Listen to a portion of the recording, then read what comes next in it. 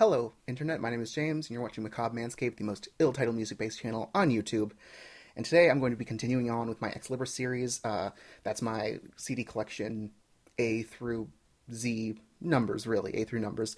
And I originally filmed this video like 2 weeks ago, and after seeing the final cut, I decided I did not want to unleash that onto the world. It was a mess. I did it outside. I had a microphone, but the audio was so uneven. The animals came to bug me. It was not a good time. So, I'm doing it now. Wish me luck. It's been a while. So, this is a band that I care a lot about, and I briefly mentioned them on the recent stream that I was on. I was invited by Rick of the Dreadful Minutes to be on his Women's Rising appreciation stream, or what I like to call the heavy metal simp stream. It was a good time. Look forward to maybe doing it again. And I know I'm a very small channel. I'm very new. I mean, it's been since the beginning of the year, but I feel very green because I don't upload very often. Anyways, so this is a band I really care about. They're from Poland. This is Artrosis. For those of you playing the home game, they are a gothic metal band. I'll get into that later. Formed in 1995 in the town of Zielona Góra, if I said that correctly. Way to go, me. If not, I apologize, Polish speakers. The main two of this band are the singer Magdalena and the keyboardist Maciej. I don't really know how to pronounce it. I'm pretty sure that's his name. And those were the two creative forces behind this band from the beginning. They met in high school, I believe. They pretty much became a cult success in their own country pretty quickly because they played in 1996. I believe it was their debut at the Castle Party, which, for those of you who don't know, Castle Party is a goth festival. The biggest goth festival in Central Europe, I believe is what their website says. And it takes place in a medieval castle. It draws a pretty big crowd. In 2015, I was looking at plane tickets to go see the 2016 Castle Party, just because Moonlight made their comeback, and I was excited to see Moonlight.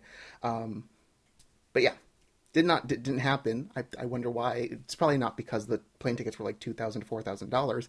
Anyways, so yeah. So they played Castle Party in 1996, and that's pretty much how they got they got a pretty devoted following pretty quickly at that point forward, and they released their demo in 1996 called Siódma Pieczęć, and that got them a record label deal with Morbid Noise, which is a now defunct record label. They specialized in heavy metal and stuff. So on Morbid Noise, they released their debut album, 1997's Ukryty Wymiar. And, let's see, this is actually pretty hard to come by. The original Morbid Noise Productions pressing of this is pretty difficult to come by. I found it for not too expensive by chance. You have to, keep checking on that. And it's great. It's pretty, straightforward, of the times, gothic metal, super twinkly and keyboard-laden. It definitely invokes an image of, that cathedral kind of castle, really dark ages, aesthetic. That's what they're going for. It's very majestic. Not a whole lot of singing on it. Magdalena's voice is she's going for that more classically inspired kind of falsetto sometimes, but, a lot of the more classically driven, what you think of when you think of gothic metal. But she also has a really rough edge to her voice, which she uses sparingly on this, but it does come up later in their career a lot. So she can have that, really big rasp and kind of gravelly kind of vocal delivery. Really cool, very melodic. This is long songs, just keyboard laden. When I say keyboard laden, I mean there's a lot going on in these keyboard parts, and it's just a grand old time. I love this album. Lucky to have it. Now, that being said, my first copy of this album was actually not the Polish original pressing, but the Mexican pressing, which is Hidden Dimensions, the English version. And this was a repressing of the actual original Hall of Sermon pressing, which Hall of Sermon is the record label that was created by Tilo Wolff of Lacrimosa. This is his record label. They used to sign a few more bands than they do now. Dreams of Sanity was signed to that. They licensed this to release in various places. My original copy was a Mexican press, but then it got stolen, so I replaced it with the original Hall of Sermon press, and then for shits and giggles, I rebought the edition that I had originally. Now, what's different? Not a whole lot. It's just that 6 of the songs. 5 or 6 of the songs from the original album got re-recorded in English. That was released as a cassette edition by Morbid Noise in Poland, but the actual pressing on the CD was those songs, and then the other songs still in Polish. So they released the whole album with a few of the songs in English. For the most part, it is a pretty, like, translating the songs from English to Polish for this edition was very straightforward. They sound pretty much identical. Maybe the mix is slightly better. I think the band sounds a little bit too forward in the original recording. It sounds a little cluttered. And here they pulled the band instrumentation just a little bit back, just so that the melodies are a bit more clear and you can really appreciate all the parts going on without being like bombarded with noise. Now, that being said, they also re-recorded it when they signed over to Metal Mind Productions in 1999. They re-recorded this version. They re-recorded this album in Polish in 2001. They released everything in 2001. All the re-recordings were 2001. And this, I recommend getting it if you really like to have a Polish version of this album. However, I don't love some of the arrangements and some of the production choices that they've made. In general, I would say that again, with the English version, pulling back the instrumentation a little bit does kind of help, crispen the listening experience and makes it a lot more pleasant. But in general, I would not recommend this over the original Polish or even the English versions. I think there's just a few changes in arrangement and certain production choices that I don't necessarily find all that great. So, but you know what? It's a viable option. Go for it. It's still good. Like, I can put it on and listen to it and really enjoy it. It's just, in comparison, it's not my favorite. So, that being said, the debut album was what got me into the band. I first discovered this band in 2008 when I did that thing. I mentioned it before where I went through the list of gothic metal bands on Wikipedia and listened to a few samples. Artrosis is not one of the bands that I particularly liked, and for years I didn't really get it. For whatever reason, I'm not entirely sure why. But for some reason, tastes, I don't know. Maybe it's just a lot of these songs aren't verse-chorus structure as explicitly as maybe I was expecting when I was 12 or 11. But yeah, so what did get me into them, other than the debut album, was this. Ooh. And this is the Live in Krakow, Among the Flowers and Shadows. This was their appearance at Metal Mania, this heavy metal festival in Poland that used to be a lot more extreme. They had a lot of death and doom metal bands coming, and then in the late 90s, they became basically like a gothic metal festival, accidentally, because that was what was hopping at the time, right? So this was their appearance at Metal Mania 2000, recorded. The Sins of Thy Beloveds set was also recorded that year. A lot of bands played this festival. It's great. They have no drummer. For the longest time, they had no drummer, so there are no drums. There's no live drummer on this set. It's all drum machine, which is interesting. It's not as obvious. I've heard albums more recent that the fact that they're using a drum machine is actively a deterrent into getting into them. This band didn't really ever have that problem. Great show. It's pretty short. You can find it here on YouTube for free. It's 45 minutes long and it's just a great show. I kept coming back to that show. For some reason, even though I didn't really love any of the songs at the time, I kept coming back to that show and being I don't know, something drew me to it. And I really, really appreciate this now. There's also some great little interview bits as bonus material on the DVD. And one of the questions was, you've gotten pretty big for a gothic metal band. And the singer, Medea, says this thing that I would like to, interrogate a little bit more, where she's like, I don't think we're a gothic metal band. And I'm like, okay, this interview took place in 2001. I can buy that. Following, because they were getting ready to release their next album, in the next few months, and that was kind of a departure. But I'm kind of okay, no. What do you think you're playing? What do you think the genre of music that you're playing is? I always find it interesting when people are like, I reject this genre label. I'm like, what do you think you're doing then? It bugs me. Anyways, that's besides the point. The second album that I ever got by this band was actually their third record, which is I don't have the Polish version. The Polish version is Pośród kwiatów cieni, I think I said that right. And in the English version, it's called In the Flower's Shade. Very pretty. And this is a bit more electronic influenced. Like the synths that they use in the keyboards are a bit more electronic sounding, a little more twinkly, but they also have, I don't know, it just leans into more electronic sounds. Not a whole lot. They would, later do that a bit more and go full like industrial. But this is still mostly like in that gothic symphonic atmospheric world. It just has a little bit more electronic stuff on it. At least it sounds that way. It's mostly just like keyboard choice, I think. And for a long time, this was my favorite album by them. And who knows, if I listen to the Polish version, maybe I'd still think that songs written in a language should be sung in that language. That's just my opinion in general. But yeah, third album, songs are shorter. It's a little bit more experimental in terms of like vocal delivery and kind of melodies that they're writing. A bit more, one of them is a bit more bluesy and some songs have a bit more of a harsher tone. There's, it's just an interesting, really pretty record. It's not much of like a head-banging record. It's more of like a sway side to side and like feel it kind of record, which is, not a deterrent at all for me. I love that shit. Yeah. Okay, so next thing I got from them was their second album, but I actually had to settle for the re-recorded versions of their second album. So their second album is called Vimeo Nocy, and in English, re-recorded in 2001, was In Nomine Noctis, right?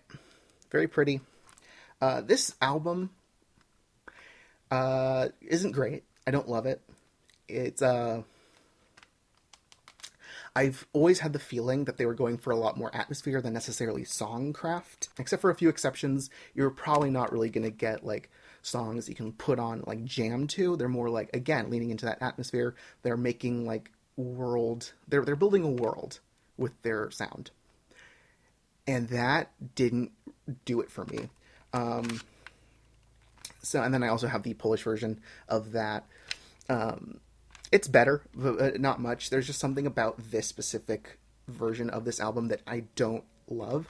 I think everything just sounds a little bit too dry. They don't see, some of the arrangements are just missing, like they decided to cut some parts on some of these songs. I don't love it. But yeah, the original I got recently, like last year, the Vimeo Nocy. So this was still released on Morbid Noise Productions, Metal Mind Productions, Morbid Noise. And at this point, I can see, oh no, there's something went wrong here, but these actually feel like songs. Like I can sing along to them and really enjoy them. And even though the production quality is like a little bit, rougher around the edges, it's just all in general a much more pleasant experience. I love this version of the album. The original is great.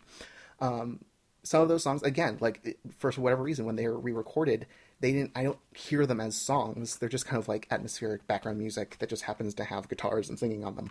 This sounds like an actual like record of music that you can sing along to and headbang and, all that shit. It feels complete in a way that these don't. I will say though, as a little caveat or exception to the rule of songs written in a language should be sung in a language, there is one exception I will make for that, and that is the English version of Du Zła, or Too Evil.